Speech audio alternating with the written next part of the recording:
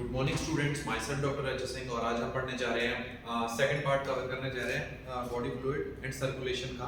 तो पिछले हमने लेक्चर के अंदर बेसिक इंट्रोडक्शन के बारे में जाना था और उसके बाद हमने थोड़ा बहुत आरबीसी के बारे में जाना, ब्लड के जो एलिमेंट्स हैं उनके बारे में जाना, किन टाइप्स के डब्ल्यूबीसी होते हैं वो सब जाना, उनकी फंक्शन के बारे में जाना। तो आज हम पढ़ेंगे उसका सेकंड पार्ट पढ़ेंगे। तो सबसे पहले मैं हेडिंग लिख देता हूँ यहाँ पर,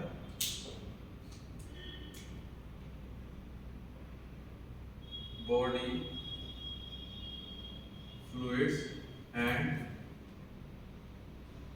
सर्कुलेशन। ठीक है, ये पार्ट सेकंड होगा। तो आज हम इसके अंदर पढ़ेंगे। सबसे पहले मैं यहाँ लिख देता हूँ, सबसे पहले हमारे आएंगे थ्रोम्बोसाइट्स, उसके बाद आएगी एबीओ ब्लड ग्रुप्स, तीसरी चीज आएगी हमारी यहाँ पर आरएच फैक्टर, चौथी चीज आएगी हमारी लिम्फ। तो आज हम इन चार टॉपिक्स के बारे में पढ़ेंगे। तो सबसे पहला हमारा टॉपिक जो होगा उसका नाम है थ्रोम्बोसाइट। ठीक है, तो थ्रोम्बोसाइट में ज्यादा कुछ नहीं है। थ्रोम्बोसाइट्स, देखो थ्रोम्बोसाइट्स कुछ भी नहीं होते हैं। आपने है ना ब्लड क्लॉट के बारे में जाना होगा। यहाँ पर एक हेडिंग और डाल देते हैं, लिम्फ से पहले यहाँ पर पढ़ेंगे हम ब्लड क्लॉट के बारे में पढ़ेंगे। Coagulation of blood, coagulation of blood, और उसके बाद हम पढ़ेंगे लिम्फ। ठीक है, थ्रोम्बोसाइट के बारे में जान लेते हैं। देखो ऐसा होता है, जैसे मैंने आपको खूब सारे सेल्स के बारे में बताया, उनमें से एक थ्रोम्बोसाइट्स भी होते हैं। तो थ्रोम्बोसाइट कुछ नहीं होते, ये रिस्पांसिबल होते हैं कोगुलेशन ऑफ ब्लड के अंदर। जैसे ही हमारे यहाँ ना कभी भी चोट लगती है, जैसे ऊपरी त्वचा पे आपने देखा होगा कभी चोट लगी, स्किन में कट लग गया, तो हम देखते हैं कि जो खून आता है वो थोड़े टाइम तक बहता रहता है, उसके बाद वो जम जाता है उसी जगह पर। तो जम जाता है, इसको कोगुलेशन बोलते हैं या खून का थक्का जमना बोलते हैं। तो वो खून का जो थक्का जमता है, जो रेड रेड अपीयरेंस आ जाती है ऊपर जमी हुई सी, वो कोगुलेटेड ब्लड है। तो असलियत में थ्रोम्बोसाइट ही रिस्पांसिबल है। तो यही रिस्पांसिबल होते हैं कोगुलेशन करवाने में या फिर थक्का जमाने में। तो पहला पॉइंट इनका आएगा, it they are also known as, understand, they are also known as platelets. Second point आएगा, they are responsible in formation of blood clot। ठीक है, तो ब्लड क्लॉट के लिए रिस्पांसिबल होते हैं थ्रोम्बोसाइट, और दूसरा इनको हम प्लेटलेट्स भी बोलते हैं। तो कभी आपने सुना होगा असलियत में कि जैसे खून अगर प्लेटलेट्स का काउंट जो है वो कम हो जाए, ठीक है, इफ प्लेटलेट्स काउंट drops, ठीक है, then blood may flow for some long duration। भाई जाहिर सी बात है कि अगर ब्लड का क्लॉट जमा ही नहीं और प्लेटलेट का काउंट हो गया कम, तो खून तो बहता ही रहेगा ना। ठीक है, तो अगर प्लेटलेट का काउंट कम होगा तो ब्लड है वो थोड़े और ज्यादा समय तक बहता ही रहेगा असलियत में। तो थ्रोम्बोसाइट का होना, एक काउंट जो है थ्रोम्बोसाइट का काउंट जो मेंटेन रहता है हमारी बॉडी के अंदर, वो होना बहुत जरूरी है। तो ये हो गया हमारा थ्रोम्बोसाइट के बारे में। अगला हमारा जो आता है टॉपिक वो आता है एबीओ ब्लड ग्रुप। तो एबीओ ब्लड ग्रुप के बारे में क्या समझते हैं? देखो कभी भी आपने सुना होगा कि किसी को खून देना है, किसी को खून चढ़ाना है, तो आपने कभी ऐसा सोचा है क्या कि कोई भी किसी को खून ऐसे ही नहीं चढ़ा देता है? उसके लिए हमें थोड़ा बहुत उनके बारे में एनालाइज करना पड़ता है। क्योंकि देखो ऐसा सुना होगा, आपने फिल्मों में देखा होगा कभी भी, कि जैसे खून किसी को चढ़ाना आता है तो पहले उसका खून देखते हैं कि भाई उसमें कौन सा ब्लड ग्रुप है, और देने वाला जो ब्लड ग्रुप है उसका भी ब्लड ग्रुप जो है वो मैच होना चाहिए। तो डोनर जो ब्लड देता है और रेसिपिएंट जो ब्लड लेता है, इनके ब्लड ग्रुप अगर मैच नहीं होंगे तो ब्लड जो है असलियत में देते नहीं है, ठीक है, मतलब आप डोनेट नहीं कर सकते ब्लड। तो ब्लड भी असलियत में खूब टाइप के होते हैं। तो मैं यहाँ सबसे पहले अपनी हेडिंग लिख देता हूँ यहाँ पर A B O blood group, ठीक है। तो सबसे पहला पॉइंट इसके अंदर ये आ जाता है कि before transfusion blood groups are analysed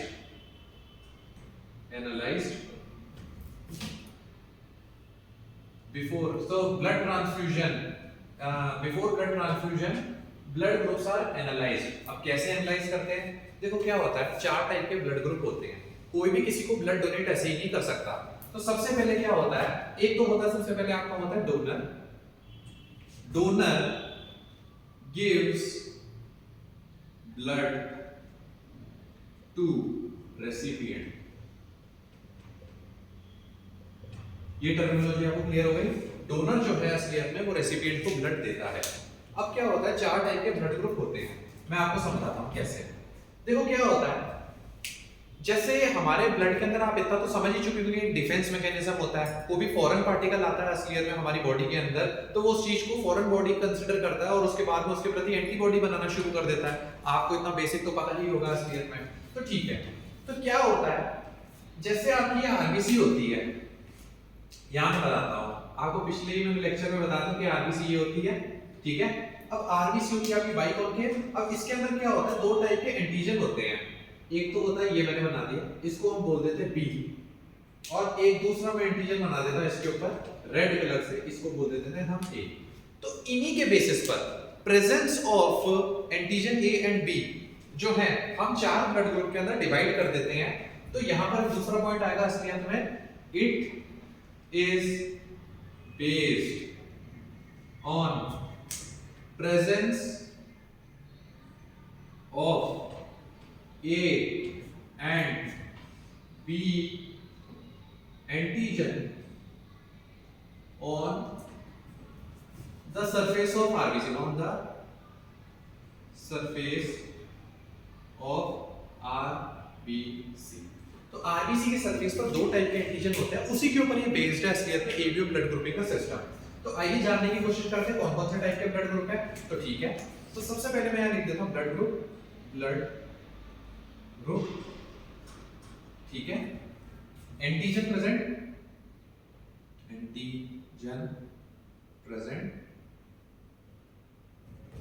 antibody present.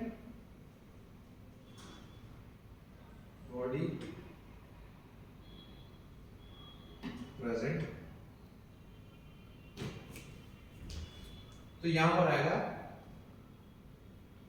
ये किसको डोनेट कर सकता है, डोनेट, और ये किससे,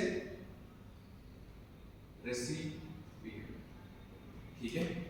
ये 4 चीजें हैं, हम इसको समझने की कोशिश करते हैं। चलिए आइए इसको हम समझते हैं। सबसे पहले तो इसके अंदर आ जाएगा इस तरीके से, चलो सबसे पहले आ जाता है हमारा कौन सा, ए ब्लड ग्रुप आ जाता है। तो मैं यहां लिख देता हूं ए ब्लड ग्रुप, ठीक है।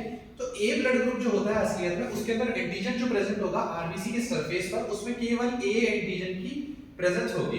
तो एंटीजन क्या होता है, देखो आरबीसी के ऊपर अगर ए एंटीजन प्रेजेंट है तो इसी से ही असलियत में जो हमारा डिफेंस मैकेनिज्म है वो इसको रिकॉग्नाइज करेगा। आप इस बी को मत देखो, आप सिर्फ इस ए को देखो। तो जिसका ब्लड ग्रुप ए होगा उसके बॉडी के आरबीसी, उसके अंदर जितने भी सेल्स होंगे आरबीसी के, तो सेल्स के ऊपर क्या होगा, ए एंटीजन होगा प्रेजेंट। तो यहां पर एंटीजन प्रेजेंट कौन सा होगा, एंटीजन ए प्रेजेंट होगा, ठीक है। अब इसके अंदर क्या है, ए एंटीजन तो प्रेजेंट है, तो एंटीजन प्रेजेंट है, तो एंटीबॉडी किसके अगेंस्ट होंगे, एंटी बी। यानी अगर कोई बी ब्लड ग्रुप का असलियत में अगर इसके अंदर ब्लड डाल देंगे ना, तो उसके प्रति एक डिफेंस मैकेनिज्म जो है हमारा एक्टिव हो जाएगा। तो यहां पर होगा एंटी बी, क्योंकि एंटी ए तो हो नहीं सकता, एंटी ए तो हमारी बॉडी के अंदर है ही। जैसे मान लो किसी का अगर ए पॉजिटिव ब्लड ग्रुप है या ए ब्लड ग्रुप है, तो उसके अंदर एंटी बी तो होगा, एंटी ए तो नहीं होगा ना, क्योंकि एंटी ए अगर हो जाएगा तो वो किसी उसी के प्रति ही एंटीबॉडी बनाना करना शुरू कर देगा। तो आप ऐसे समझो, तो यहां पर होगा असलियत में एंटी बी एंटीबॉडी होगी, ठीक है, डोनेट और रेसिपिएंट। अब जो ए वाला है असलियत में, ठीक है, ए वाला ब्लड ग्रुप, ए वाला जो ब्लड ग्रुप है डोनेट कर सकता है, तो ए वाले को कर सकता है और एक ए बी वाले को कर सकता है।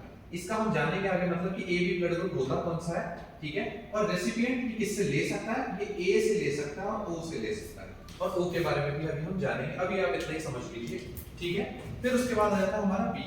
तो बी के अंदर एंटीजन प्रेजेंट होगा बी वाला ही, यानी आप आरबीसी ऐसी वाली है, ए एंटीजन है, इसके बाद बी एंटीजन प्रेजेंट है, तो इसके अंदर एंटीबॉडी कौन सी होगी, एंटी ए के खिलाफ होगी, तो एंटी ए, ठीक है। और इसके अंदर ब्लड कौन सा जाएगा, एक तो बी देगा, डोनेट किसको कर सकता है, एक तो बी को कर सकता है और एक बी को कर सकता है, यानी ए बी इसको भी दे सकता है, इसको भी दे सकता है, और ये रिसीव किससे कर सकता है, केवल बी से और ओ से, ठीक है। इसके बाद आ जाएगा हमारा ए बी। देखो क्या होता है ना, ए बी के अंदर, अब ए बी ब्लड ग्रुप की अगर हम बात करते हैं तो ए बी ब्लड ग्रुप को यूनिवर्सल रेसिपिएंट भी बोलते हैं। आप इस चीज को यहां पर मेंशन कर लें, जैसे यहां पर मेंशन कर लें, मैं लिख देता हूं यहां पर A B blood group are universal recipient, ठीक है। और ओ ब्लड ग्रुप जो है हमारा वो यूनिवर्सल डोनर कहलाता है, यूनिवर्सल डोनर, ठीक है। अभी आप इस चीज को इतना समझ लीजिए, ठीक है, फिर मैं आपको इसका मतलब समझाता हूं कैसे। अब हम ए बी ब्लड ग्रुप की बात करते हैं, तो देखो ए बी ब्लड ग्रुप के अंदर क्या होता है, एंटीजन जो है वो ए और बी दोनों ही प्रेजेंट है, ए और बी, आरबीसी की सरफेस पर ए और बी दोनों प्रेजेंट है।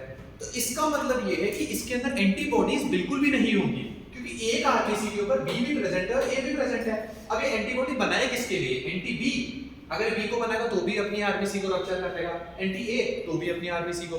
तो ए बी ब्लड ग्रुप वालों के अंदर जो एंटीबॉडी होती है, एंटीजन तो दोनों ही प्रेजेंट होते हैं ए एंड बी, लेकिन जो एंटीबॉडी प्रेजेंट होती है वो होती है निल, एक भी एंटीबॉडी प्रेजेंट नहीं होती। ये डोनेट किसको कर सकते हैं, ये सिर्फ ए और बी वाले को ही कर सकते हैं, ए को नहीं, ए पॉजिटिव को नहीं कर सकते, बी पॉजिटिव को नहीं कर सकते, क्यों, क्योंकि उसमें एंटीबॉडी बनी हुई होती है बी के प्रति या ए के प्रति, तो ये सिर्फ ए बी वाले को दे सकते हैं। और रिसीव किससे कर सकते हैं, ये ए बी ओ ए बी चारों से असलियत में जो है ब्लड जो है वो रिसीव कर सकते हैं।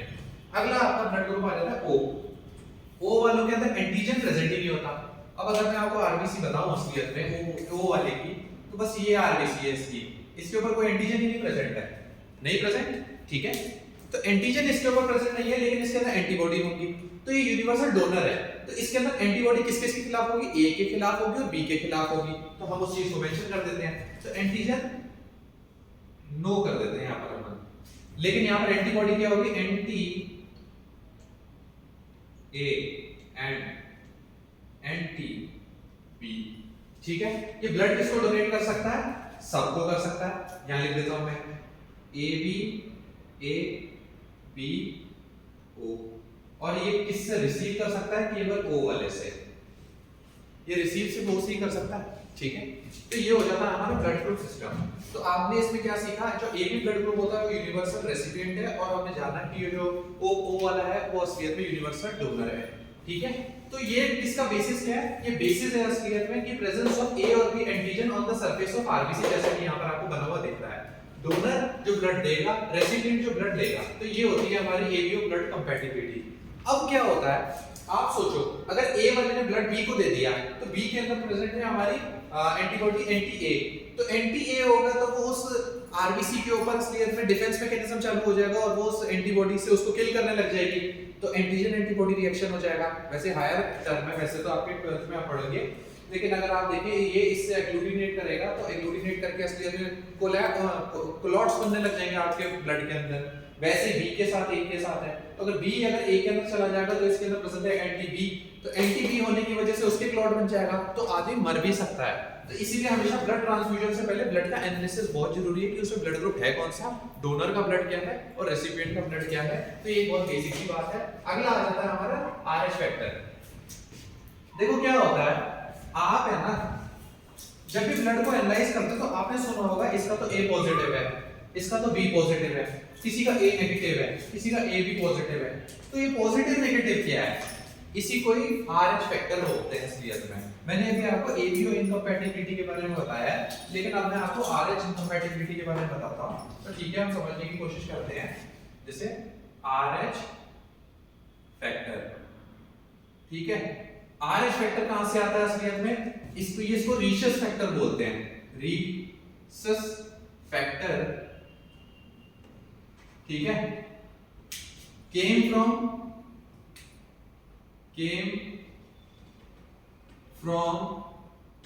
रीशस मोंकी। क्या हुआ था, इसको सबसे पहले असलियत में मोंकी में देखा गया था, ठीक है, तो मोंकी में देखा गया था। तो अब क्या होता है, आरबीसी के ऊपर एक एंटीजन और प्रेजेंट होता है। एंटीजन कौन कौन से होते हैं आइए बताते हैं। तो एंटीजन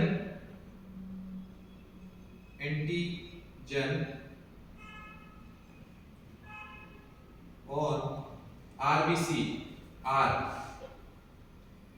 आरएच पॉजिटिव, ठीक है, और जिनके ऊपर नहीं होता हम उन्हें बोल देते हैं आरएच नेगेटिव। मतलब पॉजिटिव में पॉजिटिव प्रेजेंट है लेकिन आरएच में नेगेटिव में प्रेजेंट नहीं है, तो उसको हम नेगेटिव की तरह डिनोट कर देते हैं इस तरीके से। तो अब क्या होता है, आपने सुना होगा ए पॉजिटिव, बी पॉजिटिव, सी पॉजिटिव, सी तो नहीं होता, ओ पॉजिटिव। तो ये देखिए, ये पॉजिटिव क्या है, ये आरएच रीशस फैक्टर है उस चीज का। तो अब क्या होता है, अगर आरबीसी के ऊपर ये आरएच पॉजिटिव और नेगेटिव भी प्रेजेंट होता है तो इनके प्रति भी एंटीबॉडी होगी, क्योंकि देखो आप ए पॉजिटिव को ए नेगेटिव के अंदर नहीं डाल सकते, क्योंकि ए पॉजिटिव को पॉजिटिव में डाल सकते हो, ए नेगेटिव को नेगेटिव में, पर एक नेगेटिव से पॉजिटिव में क्यों? क्योंकि देखो अगर मैं आपको आरबीसी के बारे में बताऊं, ये आरबीसी है और इसके ऊपर ये आपका ए एंटीजन है, लेकिन अगर मैं आपको बताऊं कि ये एक रीशस फैक्टर वाला पॉजिटिव है और ये दूसरी आरबीसी आ गई है आपकी इस तरीके से, थोड़ी गंदी बन गई है, ठीक है, और ये हो जाती है आपकी आर एच नेगेटिव, लेकिन ये है ए एंटीजन। तो अब क्या होगा, हमारे डिफेंस मैकेनिज्म के अंदर अगर ये ब्लड इसे दे रहा है तो डिफेंस मैकेनिज्म के अंदर ए को ए से कोई दिक्कत नहीं है, लेकिन नेगेटिव को नेगेटिव से दिक्कत है। तो अब एंटीबॉडी इसके प्रति नहीं बनेगी बल्कि रीशस फैक्टर के अगेंस्ट बन जाएगी इस तरीके से, तो ये ट्रांसफ्यूजन नहीं हो पाएगा। तो ये ट्रांसफ्यूजन जो है वो नहीं हो पाएगा, इस वजह से हमें आरएच कंपैटिबिलिटी भी देखनी पड़ती है। अब क्या होता है, पॉपुलेशन की अगर हम बात करें, ठीक है, इन पॉपुलेशन जो मेजॉरिटी असलियत में 97% असलियत में पीपल होते हैं असलियत में, उनके अंदर आरएच पॉजिटिव होता है। तो RH positive is contributed bye 97% और 3% के अंदर ये आरएच नेगेटिव होता है, इज कंट्रीब्यूटेड बाय 3%। अब आप ऐसे समझो, किसी का अगर पॉजिटिव आरएच फैक्टर वाला ब्लड होगा तो वो कितनी इजीली अवेलेबल किया जा सकता है, जैसे ए पॉजिटिव, बी पॉजिटिव, सी ओ पॉजिटिव, ठीक है, लेकिन जो नेगेटिव रीशस फैक्टर रखने वाला होगा वो कितना मुश्किल से है। कभी-कभी आपने सुना होगा O negative blood group, A B negative blood group, B negative, ठीक है, ए नेगेटिव, बहुत रेयर ब्लड ग्रुप होते हैं क्योंकि इनमें रीशस फैक्टर जो है ये बहुत रेयर ब्लड ग्रुप होते हैं। तो इनको इसीलिए अगर कोई जैसे कहीं पर भी ब्लड का कैंप लगा हुआ होता है ब्लड डोनेशन का, तो वहां पर अगर किसी का नेगेटिव ब्लड ग्रुप होता है तो उसको ला के बुला लेते हैं और उसका नंबर तक अच्छे से नोट कर लेते हैं। क्यों? क्योंकि ये बहुत रेयर ब्लड ग्रुप है और अगर किसी पेशेंट को कभी भी रिक्वायरमेंट हो किसी नेगेटिव ब्लड ग्रुप की तो उससे हम एनालाइज करके कि भाई उसका ब्लड ग्रुप क्या है और रीशस फैक्टर को एनालाइज करके हम उसे डोनेट कर सकते हैं। तो ये हो जाता है आपका रीशस फैक्टर के बारे में हो जाता है। अब क्या होता है, एनसीईआरटी असलियत में केस के बारे में बात करती है आरएच इनकम्पैटिबिलिटी इन प्रेग्नेंट मदर, ठीक है। अगर किसी की मदर असलियत में अगर आरएच इनका, मैं बताता हूं एक तरीके से आपको क्या होता है, समझो इस तरीके से। सबसे पहले हम हेडिंग डाल देते हैं आरएच इनकम्पैटिबिलिटी इन प्रेग्नेंट फीमेल पॉपुलेशन, ठीक है। तो अब क्या होती है बात, देखो कोई फीमेल है, ठीक है, फीमेल का एक बच्चा होता है, ठीक है, समझ लो उसने कंसीव किया है। तो कंसीव करने के बाद क्या होता है, जो मदर है असलियत में उसका तो ब्लड ग्रुप है असलियत में RH, तो मैं यहां लिख देता हूं मदर का जो ब्लड ग्रुप है असलियत में वो RH क्या है, पॉजिटिव कह लेते हैं चलो। और जो फीटस है असलियत में, फीटस का जो है वो RH नेगेटिव है, ठीक है। मदर अपने बच्चे से जुड़ी रहती है, जब प्रेग्नेंट होती है तो प्लेसेंटा के जरिए जुड़ी रहती है। प्लेसेंटा से उसको असलियत में बच्चे को जो है वो ऑक्सीजन और न्यूट्रिशन मदर की बॉडी से आते रहते हैं, ठीक है। अब कभी क्या होता है during the time of delivery, तो यहां मैं इस चीज को मेंशन करता हूं, during the time of delivery क्या होता है, सम amount of blood gets into female body via placenta। क्या होता है, देखो जब बच्चा होता है तो बच्चे प्लेसेंटा के जरिए तो उसको सबसे पहले क्लैंप किया जाता है इस तरीके से, ठीक है, और फिर उसको काटा जाता है। कभी कभी क्या होता है स्मॉल अमाउंट ऑफ ब्लड, जिस तरह दो क्लैंप लगाए जाते हैं, एक मदर की तरफ और एक बच्चे की तरफ, तो जिससे उसको क्लैंप किया जाता है तो सारा ब्लड जाते हैं कि फीटस के अंदर ही चला जाए ताकि उसको अनीमिया या जॉइंटिस ना हो, क्योंकि ब्लड की कमी ना हो। बच्चा होगा ही कितना, इतना सा होगा, उसमें पूरा ब्लड जाए जितना उसका। लेकिन क्या होता है कभी कभी प्लेसेंटा के अंदर जब उसको इस तरीके से क्लैंप करते हैं तो थोड़ा सा अमाउंट ऑफ ब्लड जो होता है ना वो फीमेल की बॉडी में भी चला जाता है असलियत में, यानी मदर की बॉडी में फीटस से मदर में चला जाता है। अब देखो यहां पर थे असलियत में आरबीसी जो थे वो RH नेगेटिव वाले थे, ठीक है, ये है RH पॉजिटिव और ये है आपका RH नेगेटिव। इस चीज को हम ब्लैक से बना लेते हैं, ठीक है। तो अब क्या होता है जैसे ही ये है ना थोड़ा सा ब्लड वाले आरबीसी इसके अंदर चल जाते हैं, तो क्या होता है जो फर्स्ट बेबी होता है असलियत में, तो फर्स्ट बेबी, ठीक है, तो फर्स्ट बेबी की वजह से क्या होता है ये RH नेगेटिव मदर के ब्लड में ब्लड स्ट्रीम में एंटर कर गया और एंटर होने की वजह से उनके डिफेंस मैकेनिज्म ने इस RH नेगेटिव के प्रति एंटीबॉडीज बनाना शुरू कर दिया। फर्स्ट इम्यून रिस्पांस था, तो पहली बार जब स्टिमुलेट हुआ, जब पहली बार ये RH नेगेटिव वाला गया तो थोड़ी बहुत एंटीबॉडी बनी, इसको हम प्राइमरी इम्यून रिस्पांस भी बोल देते हैं। तो क्या होती है बात असलियत में, तो first pregnancy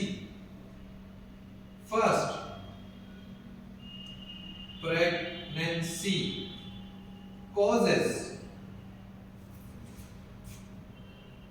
antibody production in mother। तो एंटीबॉडी प्रोडक्शन हो जाता है in mother, that is called primary immune response, ठीक है। तो प्राइमरी इम्यून रिस्पॉन्स बोलते हैं, ठीक है, चलो कोई दिक्कत नहीं है। अब क्या होता है इम्यून रिस्पॉन्स के अंदर भी क्या होता है, जैसे आपने कभी सुना होगा पोलियो ड्रॉप का असलियत में जो होता है, पोलियो ड्रॉप पिलाई जाती है 5 साल तक के बच्चों को, तो 5 साल तक क्यों पिलाते हैं, क्योंकि एंटीबॉडीज जो बनती है असलियत में पोलियो के प्रति वो पहले साल में उतनी नहीं बनती, लेकिन जब दूसरी बार करते हैं तो और ज्यादा एंटीबॉडी बनती है, फिर तीसरी बार और ज्यादा एंटीबॉडी बनती है, चौथी बार और, फिर 5वें साल और ज्यादा। तो क्या होता है जितनी बार उस चीज से बार बार गुजरता है उस पोलियो ड्रॉप से, तो एंटीबॉडीज का जो फॉर्मेशन है वो अमाउंट में बढ़ता चला जाता है असलियत में। तो अब क्या चीज होती है, जो प्रोडक्शन है असलियत में एंटीबॉडीज का वो शुरू हो जाता है। तो अब ठीक है चलो पहला बच्चा तो सरवाइव कर जाता है, क्योंकि पहली बार जो था कंसीव किया तो पहली बार कंसीव करने की वजह से थोड़ी बहुत एंटीबॉडी बनी, लेकिन जब सेकंड टाइम आता है असलियत में, तो सेकंड टाइम होने के बाद में अगर वापस से यही केस रिपीट हो जाता है, तो रिपीट होने की वजह से क्या होता है, जो नेगेटिव वाला उसमें चला जाता है, तो फीमेल की ब्लड स्ट्रीम में चला जाता है, तो मदर की ब्लड स्ट्रीम से एंटीबॉडीज आ जाती हैं थ्रू प्लेसेंटा। तो मैं यहाँ इस चीज को मेंशन कर देता हूँ, during second pregnancy RH antibodies cross placenta को क्रॉस कर लेते हैं और प्लेसेंटा को क्रॉस करने के बाद में वो फीटस के आरबीसी के ऊपर अटैक करना शुरू कर देते हैं। तो during second pregnancy Rh antibodies crosses placenta from mother to foetus and destroy, या डिस्ट्रॉय कह लो या फिर इस चीज को कह लो एग्लूटिनेट कह लो, तो रिएक्ट करना सही रहेगा, रिएक्ट विद फीटस आरबीसी, ठीक है, आरबीसी से रिएक्ट करेगा और उससे क्या होगा, रिएक्ट करने की वजह से जो फीटस के आरबीसी होंगे उनका काउंट डिक्रीज हो जाएगा। तो यहां मैं लिख देता हूं, तो RBC of foetus count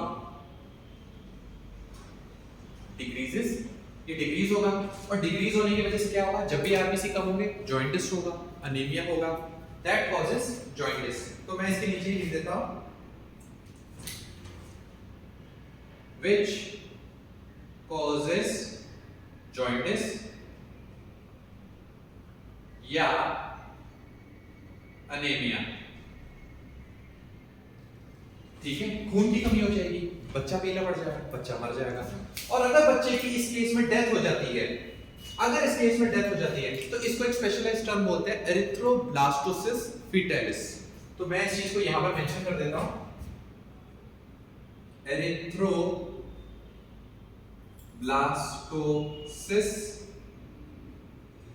fetalis. अगर डेथ हो जाती है इस वजह से तो इस टर्मिनोलॉजी को बोलते हैं एरिथ्रोब्लास्टोसिस फीटैलिस। तो उम्मीद करता हूं आपको आरएच फैक्टर के बारे में समझ में आया होगा, ठीक है। अब कई बच्चे सोच रहे होंगे एबी ब्लड ग्रुप एबी की वजह से क्या नहीं हो सकता? जी नहीं हो सकता। क्यों? क्योंकि जो प्लेसेंटा के अंदर असलियत में जो एंटीबॉडी क्रॉस करती है वो केवल आरएच फैक्टर के लिए ही असलियत में आरएच फैक्टर के लिए ही होती है।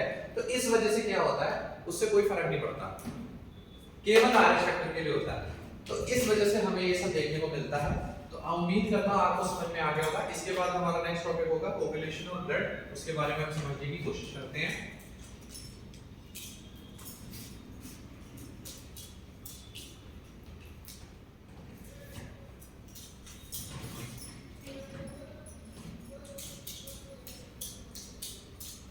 देखो क्या होता है, कभी कभी क्या होता है, जब भी चोट लगती है हमारे, तो चोट लगने की वजह से क्या होता है, इसको भी मिटा देता हूं। जब भी चोट लगती है तो चोट लगने की वजह से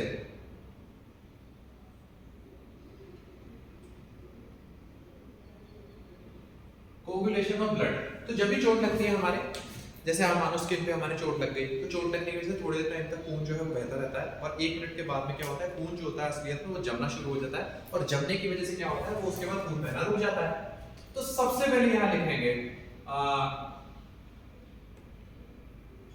ट्रॉमा या रप्चर्ड टिश्यू, या रप्चर्ड टिश्यू। तो रप्चर्ड टिश्यू से क्या होता है, सबसे पहले तो यहां पर प्लेटलेट्स का कोगुलेशन शुरू हो जाता है। प्लेटलेट्स वही, तो कोआगुलेशन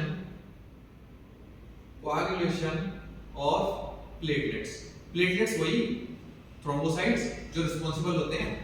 अब प्लेटलेट्स जो है वो ये निकलते हैं यहां से, तो ये एक है ना एंजाइम को सिक्रीट करते हैं जिसका नाम होता है असलियत में थ्रोम्बोकाइनेज। मैं उसको लिख देता हूं यहां पर इस करके, ठीक है, थ्रोम्बोकाइनेज।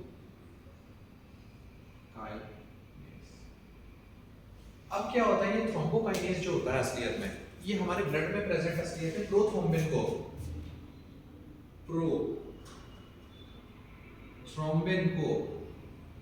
ये जो है थ्रोम्बिन में कन्वर्ट कर देता है, थ्रोम्बिन, ठीक है, थ्रोम्बिन में कन्वर्ट हो गया। तो यहां मैं लिख देता हूं ये जो थ्रोम्बोकाइनेज है यहां पर थ्रोम्बोकाइनेज। अब क्या होता है, ये जो थ्रोम्बिन होता है असलियत में, अब थ्रोम्बिन बन चुका है, फॉर्मेशन ऑफ थ्रोम्बिन। तो ये थ्रोम्बिन जो होता है असलियत में नीचे, ये क्या करता है, फाइब्रिनोजन को फाइब्रिन में कन्वर्ट कर देता है, फाइब्रिनोजन कन्वर्ट कर देता है फाइब्रिन में, ठीक है, इसने क्या किया, फाइब्रिन में कन्वर्ट कर दिया। वैसे तो असलियत में खूब सारा बड़ा टॉपिक है असलियत में कोगुलेशन ऑफ ब्लड, लेकिन आपको बेसिक नॉलेज होनी चाहिए एनसीईआरटी ने जितना दिया उस हिसाब से। वैसे तो अपने आप में ये बहुत बड़ा टॉपिक है। तो थ्रोम्बिन जो होगा, थ्रोम्बिन की वजह से फाइब्रिन हो जाता है, फाइब्रिन की वजह अंदर कन्वर्ट हो जाता है। अब जो ये फाइब्रिन होता है असलियत में ना, ये फाइबर में एक स्ट्रक्चर होती है। जैसे कि अगर मैं आपको यहाँ बताऊं तो फाइब्रिन, ठीक है, फाइब्रिन जो होता है असलियत में कुछ इस तरीके की स्ट्रक्चर होती है। ये इस तरीके का एक मैश वर्क बनाने लग जाते हैं, इस तरीके का, ठीक है। यहां मैं नीचे लिख देता हूं इसके mesh work made up of fibrin, ठीक है। ये फाइब्रिन से मैश वर्क बनने लग जाता है और इसके अंदर क्या होता है, जितना भी रप्चर्ड एलिमेंट होता है, जो टूटा फूटा जो होता है, जैसे ट्रॉमा हुआ है, चोट लगी, तो रप्चर्ड टिश्यू है, सेल्स हैं वगैरह, ऐसे ऐसे करके कुछ प्लेटलेट्स वगैरह हैं, तो इसके अंदर क्या होता है, जाके वो फंसने लग जाते हैं। तो यहां पर मैं इस चीज को ऊपर लिख देता हूं इस तरीके से, डेड कह लो या रप्चर्ड कह लो, ruptured elements get trapped in fibrin, ठीक है। और ये जब ट्रैप हो जाता है इस तरीके से, ये सारे मिलके इसमें ट्रैप हो जाते हैं, तो ये असलियत में एक जाल टाइप बना देता है और वहां पर क्या होता है, जहां से खून बह रहा होता है वहां पर जाके फंस जाता है और ये फंसने की वजह से क्या होता है, ब्लड जो है हमारा क्लॉट हो जाता है। तो उम्मीद करता हूं आपको ये समझ में आ गया होगा कोगुलेशन ऑफ ब्लड, ठीक है। इसके बाद हमारा नेक्स्ट टॉपिक आ जाता है लिम्फ के बारे में, ठीक है। आइए समझने की कोशिश करते हैं लिम्फ के बारे में।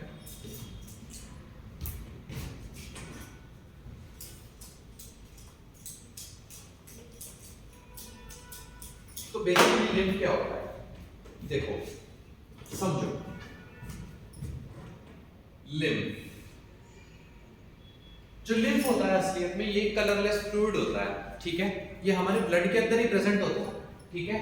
तो लिम्फ जो होता है ये हमारे ब्लड के अंदर प्रेजेंट होता है, तो हम इस चीज को लिख सकते हैं कि हमारे ब्लड के अंदर से ये निकल के आने लग जाता है। मैं आपको एक डायग्राम के जरिए समझाने की कोशिश करता हूं इस तरीके से, ठीक है। ये यूं, ठीक है, इस तरीके से,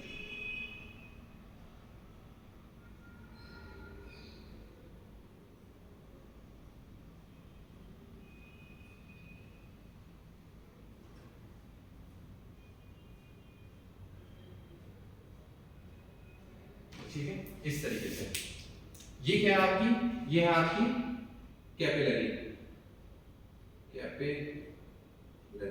आर्टेरियल, ठीक है।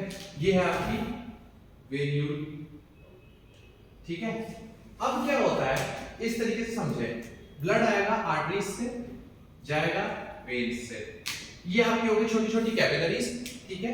इनके बीच में प्रेजेंट है आपके सेल्स को हम बना देते कुछ इस तरीके से, ये सेल्स मान लो आप, इस तरीके से, इस तरीके से, ये सेल्स ही सेल्स हैं आपके, ठीक है, ये सेल्स हैं। क्या होता है ना, हमारी है ना जो आर्टरीज है असलियत में, आर्टरीज उनमें से है ना कुछ ये निकलने लग जाता है लिक्विड बीच बीच में से, जैसे यहाँ निकल गया, यहाँ भर गया, इस तरीके से यहाँ पर भरने लग गया, यहाँ भरने लग गया। तो ये जो होता है असलियत में, ये रेड रेड जो मैं बना रहा हूँ असलियत में, ऐसे ऐसे करके इस सेल्स के बीच में असलियत में एक फ्लूइड हो जाता है, एक कलरलेस फ्लूइड हो जाता है। तो इस कलरलेस फ्लूइड को हम बोल देते हैं इंटरस्टिशियल फ्लूइड। तो ये इंटरस्टिशियल फ्लूइड जो है असलियत में ये प्रेजेंट होता है बिटवीन द सेल। तो यहां पर हम लिख देते हैं लिम्फ होता है सबसे पहले colourless fluid, it is a colourless fluid present between cells and tissue in interstitial space कह सकते हैं, interstitial space। तो इस स्पेस के अंदर जो कलरलेस फ्लूइड होता है असलियत में वो प्रेजेंट रहता है, और वो प्रेजेंट होने की वजह से वो कलरलेस फ्लूइड है। ये निकलता कहां से है, बिल्कुल ये हमारे आर्टरीज और वेन से ही निकला हुआ होता है असलियत में। तो ये जो होता है कलरलेस फ्लूइड असलियत में, so it gets leaked out blood capillaries, ये ब्लड कैपिलरीज से ही लीक होता है, ब्लड कैपिलरीज से लीक आउट होने लग जाता है, ठीक है, लीक आउट। और इसके अंदर प्रेजेंट क्या होता है, ज्यादातर वाटर और कुछ वाटर सोल्यूबल सब्सटेंसेस। तो it contains water and water soluble substances, इसके अंदर वाटर soluble substances होते हैं और वाटर होता है, और क्या होता है, एंड lymphocyte। lymphocyte क्या होता है, आप देखो, अब ये तो मैंने आपको इंटरस्टिशियल स्पेस बताया, ये जो गोले बनाए ये आपको सेल्स और टिश्यूज वगैरह बनाए हैं। अब क्या होता है, जो लिम्फ होता है असलियत में लिम्फ की वेसल्स होती हैं, तो कुछ इस तरीके से होती है, ये देखो ऐसे ऐसे इस तरीके से, देखो बीच में अलग ही टाइप का एक जाल सा बना हुआ है, ध्यान से देखो, ठीक है।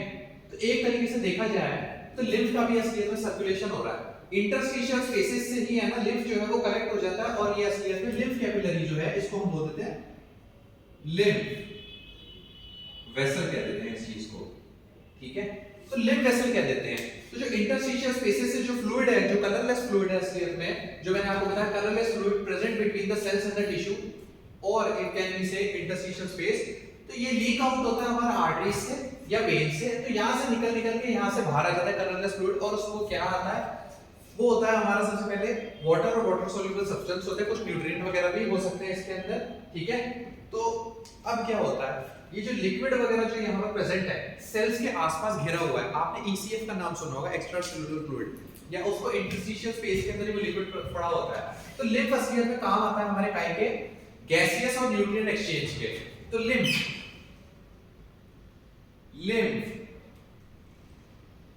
Is helpful in gaseous exchange, gaseous and nutrient exchange। तो गैसियस और न्यूट्रिएंट एक्सचेंज के अंदर काम आता है, वो कौन करते हैं, सेल्स और टिश्यूज वही सब करते हैं, ठीक है। तो ये आ जाता है। अब ये जो लिम्फ वेसल है देखो इसकी कितनी ब्रांचिंग हुई है, इसके बीच में है, तो ये सारा टिश्यू जो है इसमें कलेक्ट हो जाता है और यहाँ से निकल जाता है, ठीक है। फिर उसके बाद क्या होता है, ये तो हो गया आपका लिम्फ हो गया। एक हमारी एनसीईआरटी एक और चीज समझाने की कोशिश करती है कि जो फैट्स वगैरह होते हैं असलियत में हमारे ना, तो फैट का जो एब्जॉर्प्शन होता है इंटेस्टाइन से ना, वो लैक्टियल्स के द्वारा होने की होता है। तो मैं अब आपको वो समझाने की कोशिश करता हूँ, उम्मीद करता हूँ आपको इतना समझ में आ गया होगा। अब मैं आपको वो लाइन समझाने के लिए थोड़ा सा डायग्राम बनाऊंगा, तो आप समझने की कोशिश करें, उम्मीद करता हूँ आपको ये समझ में आ गया होगा। तो लैक्टियल्स की बात करी गई है, तो मैं आपको बस वही समझाऊंगा इसके बाद में।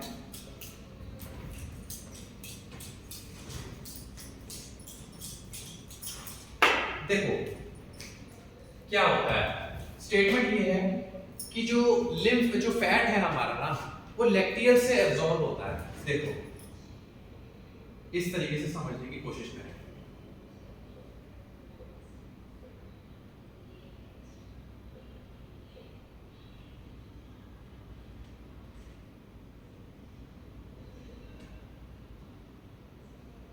इस तरीके से, इसके बाद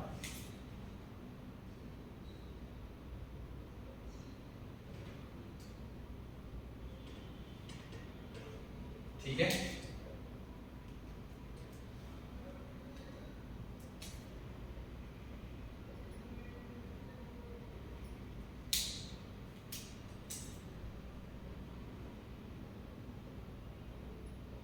चलो अब क्या होता है, जो हमारा फैट होता है असलियत में ना, फैट आपको पता ही है, तो फैट असलियत में काहे में आता है, जैसे मैं बताता हूँ ग्लोब्यूल्स में प्रेजेंट हो जाता है, मतलब ग्लोब्यूल्स की फॉर्म में आने लग जाता है। जैसे देखो बड़े बड़े ग्लोब्यूल्स हैं, ये क्या है असलियत में फैट है या फैटी एसिड कह लो इस चीज को, तो मैं यहाँ लिख देता हूँ फैटी एसिड या मोनोग्लिसराइड कह लो इसको, मोनोग्लिसराइड,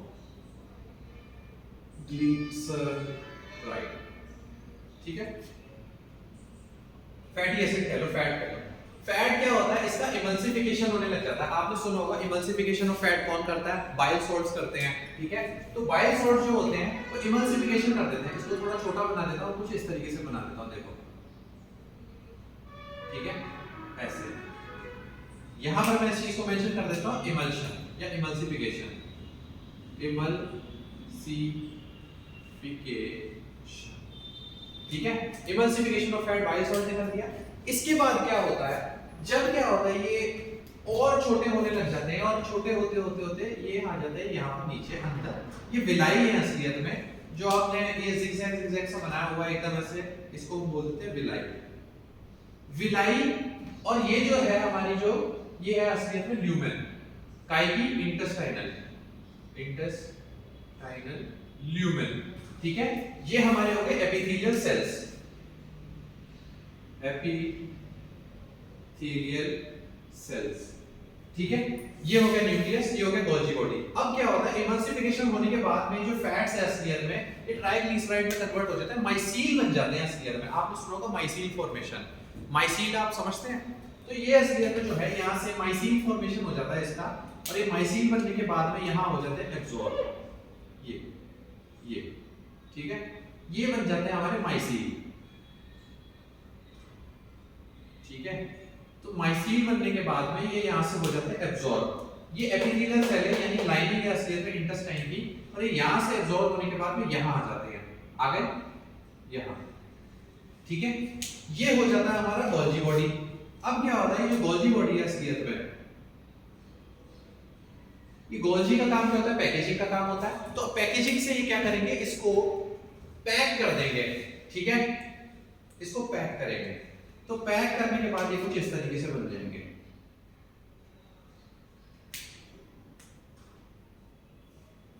ठीक है। ये पैक हो जाएंगे और फिर इधर आ जाएंगे,